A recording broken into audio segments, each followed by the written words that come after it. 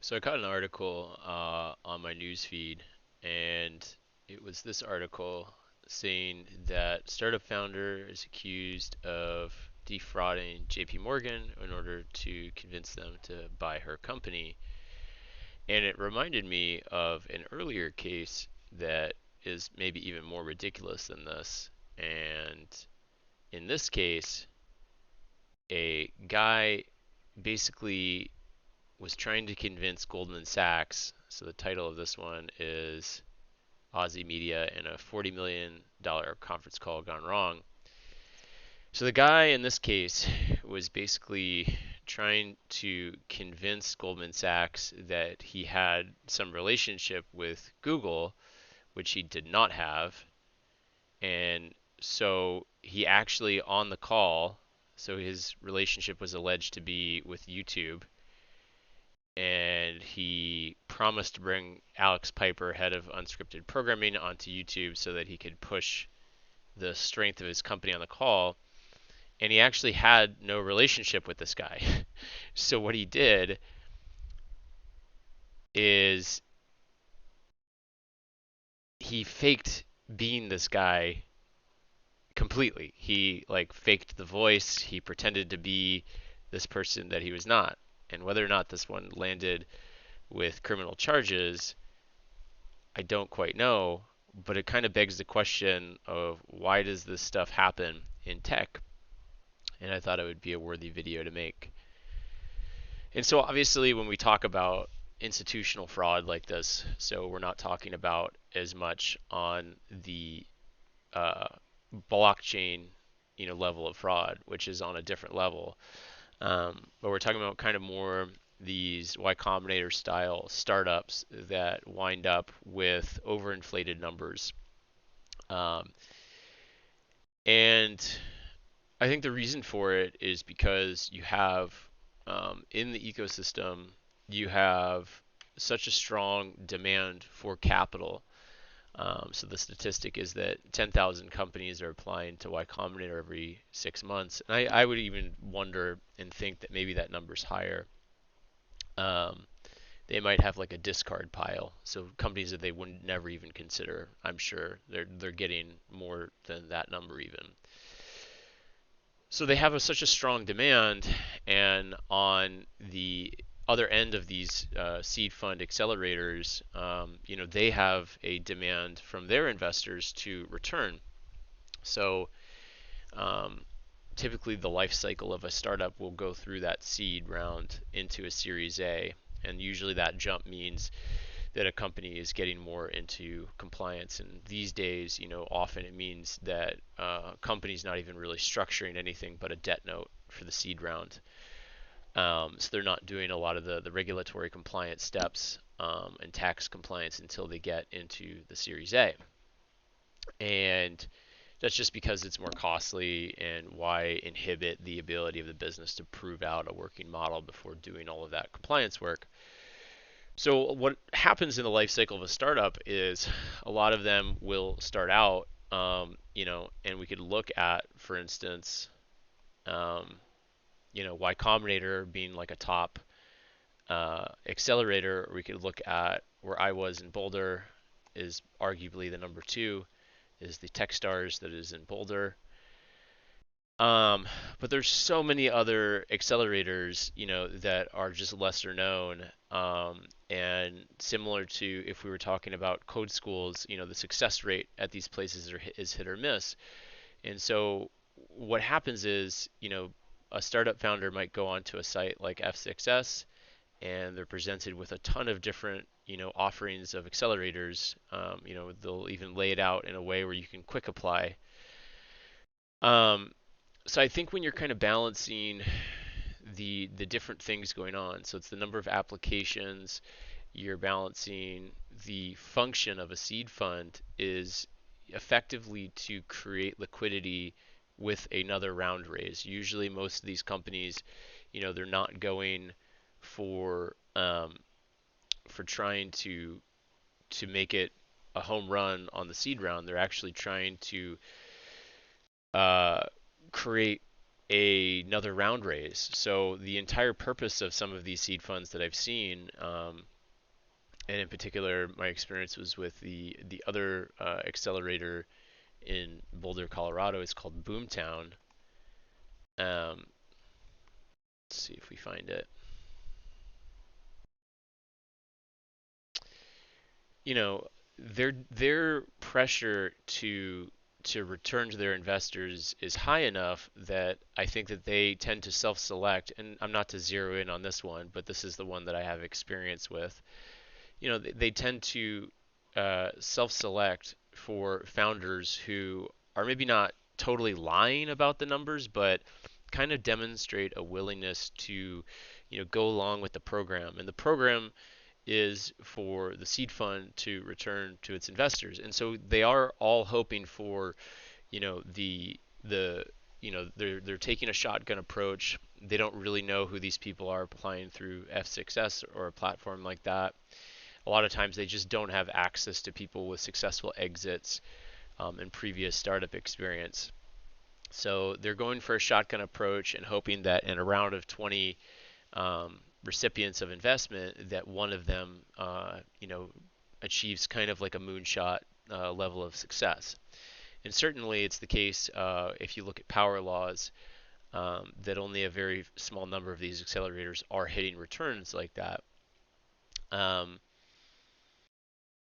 But I think that what happens is that there's such a pressure to do the bread and butter return, which is just to do the next round raise, which is going to supply some liquidity and options for those investors to dilute their risk.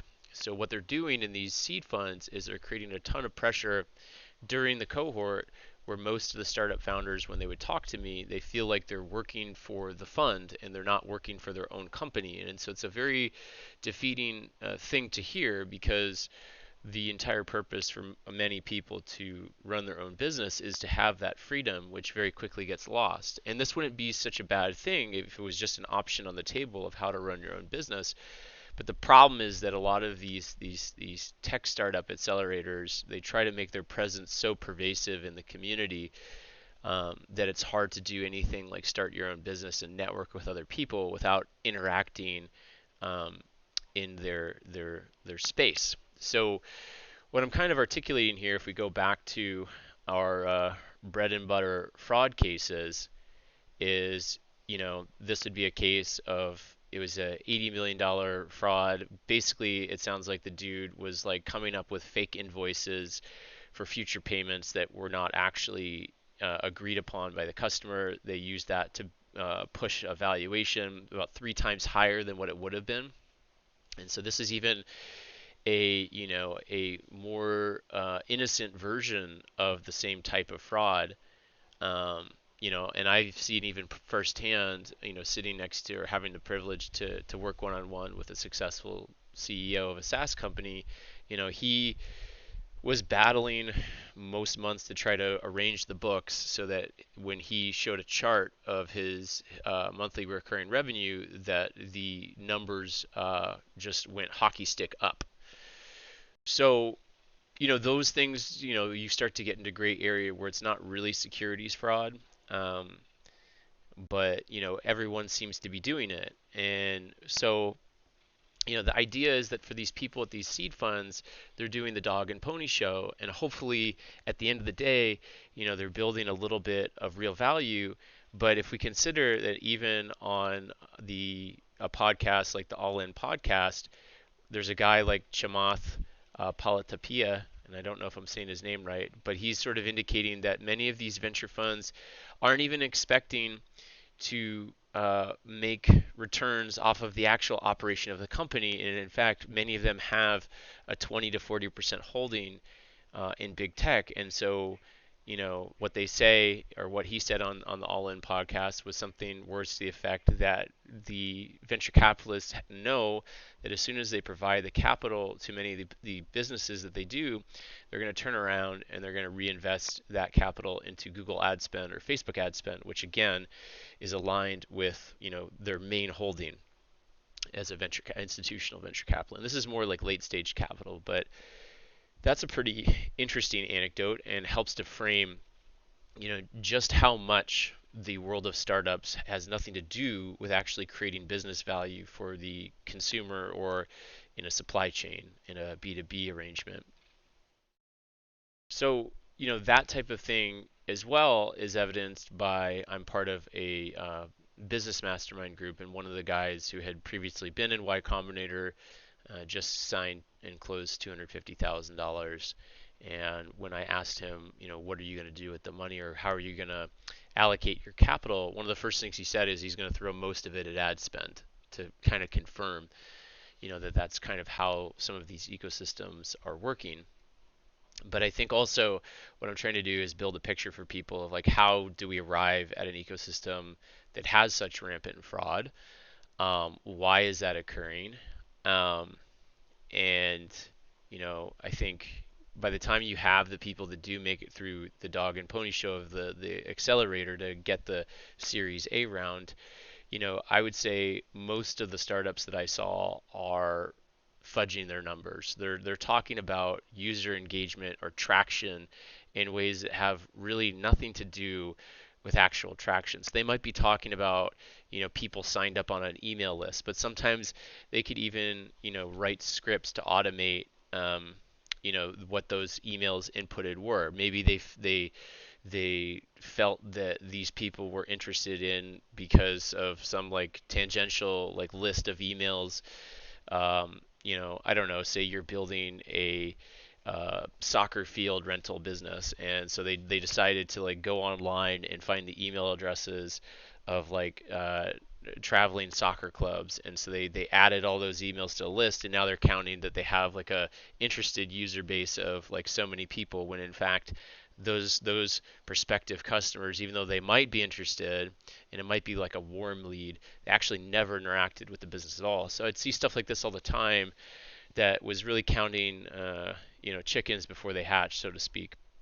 So it's pervasive, and I think that there's a self-selection as well, so that the investors don't really want to hear from people that are telling them that the parameters of their fund is unattainable and unrealistic. They're instead looking for people to give them that confirmation bias that if they want the moon, that the moon is attainable. And so who does that attract? It tends to attract people who are more inclined toward fraud. And in fact, I think sometimes that connection and alignment looks so bad together that it's almost like, to me, from an outside perspective, it would seem like some of these seed funds are literally colluding toward investor fraud, but the founder being the one to take most of the burden of that risk.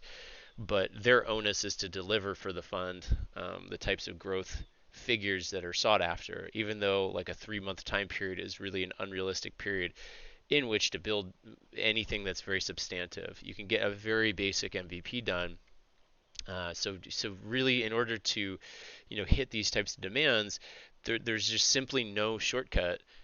So there is some element of trying to boost numbers beyond what's real. And so whether it's that, or whether it's a more innocent case of like just trying to spread out your sales and your billables so that you're kind of never looking like you had a slower month, or you're not dipping into decline in revenue. There's literally strategy around knowing that you have billables you could collect, but let's defer it, and not process it for, let's say, a time period like 3 months, or spread out the payment processing just in order to make the books look healthier. So, I think startup founders are always playing kind of a calculus of what kind of gains can they see from their company valuation when they do stuff like that. So if you're someone trying to navigate into this world, I think that's the final takeaway. What does that mean for you? And I think really it's just to be aware that if you're trying to submit to any kind of startup fund, to understand that many of the other people around you are probably going to be engaged in some kind of a fraud. And obviously, I'm not really trying to give advice to people going out there doing the fraud thing, but just to know that like this kind of stuff seems to be like, for instance, the first case that I pulled up today. was the one from the Goldman Sachs call was, and I didn't from my basic research see any criminal charges result from that. But I think now with the Sam Bankman-Fried case, we're starting to see more criminal charges getting pressed against this kind of stuff. So fraud when you're playing in a competitive landscape, especially like venture capital, and you're playing with players that are cheating, and you're playing with a ref who's not calling foul, as I think had been the case for the last 10 years. It can be very frustrating. So it's just like to know and keep cool and know that these things do come around, and people do get a reputation if they do bad things. Um, and on the other side of it, it's try to build models that you can stand by. It's never an easy game to shortcut your way into growth. So it's don't ever take for granted how hard it is, even if someone else is like fudging their numbers and trying to really speak as loudly as they can about it. Like, I think just try to focus on healthy, good growth. And if funds don't want to talk to you because that's what you're doing, there's alternative ways that I'll cover in other videos about finding financing outside of the venture capital world. Um, so I think if you do go into venture capital, just to keep those things in mind and to have that in the back of your mind, that maybe you have an investor meeting and they have a demand on you, but the demand's unrealistic, and maybe that's the right time to call out. Are there other are they the investor feeling stressed that they're passing on to you, because they had unrealistic goals at the outset, and maybe that would make you choose to work with them or not work with them. Um, but maybe also to get real about what's achievable. These types of things are useful. So uh, try to be honest out there, and know that over time you can build great things. It's just doing it in like a 3 month time frame usually doesn't work out. And so it might have been that the people that got capitalized, tended toward that angle of fraud, and you can hide in it for a while, and in fact you can succeed starting out as a fraudster, and if no one wants to catch you on it or prosecute you for it, you can buy your way out of it a lot of the time. So even though it's unethical, it's not to say it's a totally invalid strategy. Everyone to some extent knows the phrase "fake it till you make it." So, but I thought it was a fun one to talk about, especially when there's interesting stuff going back to like a guy, pretending to be someone else on a call with a banker that's going to be an investor. That story was a bit crazy, and I think since the Sam Bankman-Fried case, we're starting to see more and more of this. But I thought I'd just put something out there to talk about the venture capital side of things, since we know and we all know about the blockchain frauds that are going on. But this is how it tends to happen in venture capital. Um, and yeah, stay tuned for more content that's on different areas, whether it's alternative sources of financing, or what it's like to work inside of like a startup at various forms or rounds of fund size. All right, till next time, like and subscribe.